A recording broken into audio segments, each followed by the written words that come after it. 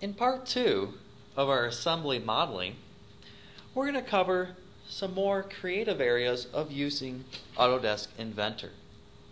The first area we're going to cover is the positional representations. The 3D platform allows us to look at our 3D models in multiple positions. And being able to store and save positional representations allows us to easily document this in our drawings themselves in maybe an open and closed position. Or we can also use it as a case study for maybe reach requirements, space claims, and looking for interference. We're also going to take a look at something called bolted connections. Nothing's worse than when you're working in a system and you need to place each fastener one at a time. And what I really mean by that is being able to go through and place maybe the fastener itself, the washer, the nut, the bolt. We can now do this all as one inside of Autodesk Inventor, utilizing bolted connections. Another great benefit of bolted connections themselves is being able to save out our favorites. So if there's bolted connections that we use quite often, we can save those out as our favorites and never have to rebuild them again. Another feature we'll be taking a look at in part 2 of our assembly modeling is just working with the standard library of components that comes with Autodesk Inventor. I think you're going to find that this is a very deep library of components. Over 700,000 components ship with Autodesk Inventor. You're also going to see that these aren't just standalone components or stale components. They're actually intelligent, especially when it comes to utilizing the fasteners. We're going to be able to show you how they're going to automatically size themselves upon placement. I hope you enjoy, and let me turn it over once again to my coworker. Okay, before we continue on with the next exercise, let's do some cleanup from the previous exercise. On the browser, under Claw 1, let's right-click on Angle 3 and suppress this.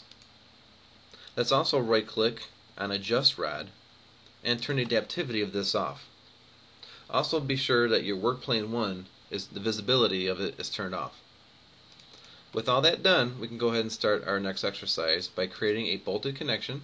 So under the Design tab, we will select bolted connection. We're going to switch over to a concentric placement because we're going to be using a hole as a reference for it. So this way the bolted connection will be placed in the center of that hole. The start plane of this bolted connection will select the pivot plate here. Circular reference will be this, what hole are we going to be placing this bolted connection in, so I'll select that hole right there. And then the termination will be the opposite end of this part. So we'll select right there, this face here, for our termination. We are now ready to add fasteners, so let's click to add a fastener. Let's go to the category list and select socket head bolts. And then we're going to look for the ISO 4762, and then that will be placed in our list. Next we need to add another fastener, so let's click to add another fastener.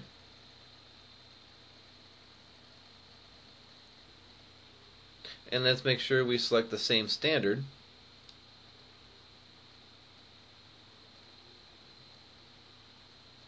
So there's the list of all of our different flat washers, but we want to look for ISO 7092, so let's click on that. Now we are ready to add fasteners to the termination side. As we are placing our fasteners, you can see a little outline of here of what the fasteners are going to be looking like. So now we're going to add another fastener, and for this we're going to select below our line divider. So we want to start putting fasteners on the termination side. So we'll select the bottom right here and select ISO 7092, then add another fastener, and let's select ISO 4032 for this one.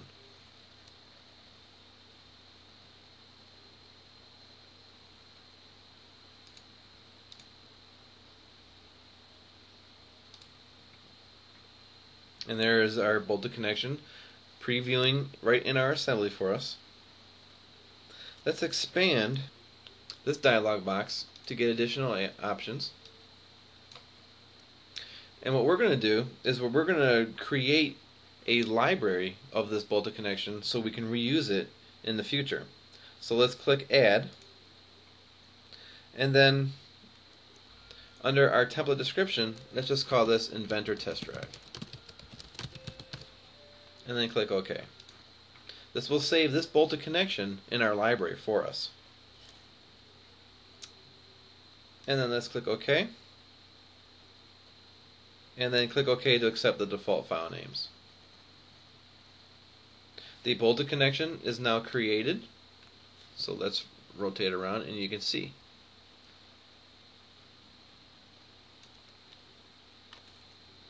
So let's now add another bolted connection. We're going to use the concentric again. The start plane will be the flat face of the pivot again. So let's bring this over so we can see our graphics. And we're going to place it in this hole right here. So the start plane, concentric reference, and then termination will be the opposite side again.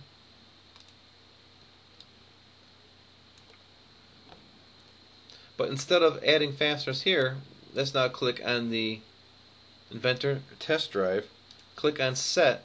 It will bring all of those fasteners over for us, and then we can click on OK and accept the default file name again. And now we have our second bolted connection.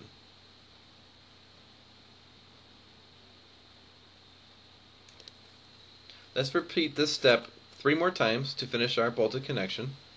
So I'm going to select on bolted connection again, start plane, concentric reference, rotate the part around, and then we will select the Inventor Test Drive and click Apply. And that's also fastened into our claw. So start plane, concentric reference,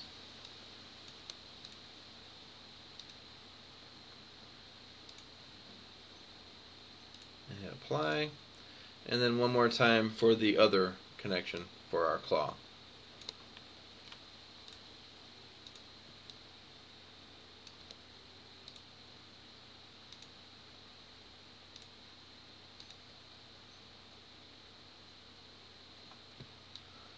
Now we've created 5 bolted connections, and we are done fully securing our pivot plate and also our claw to our rod assembly. So let's save this file.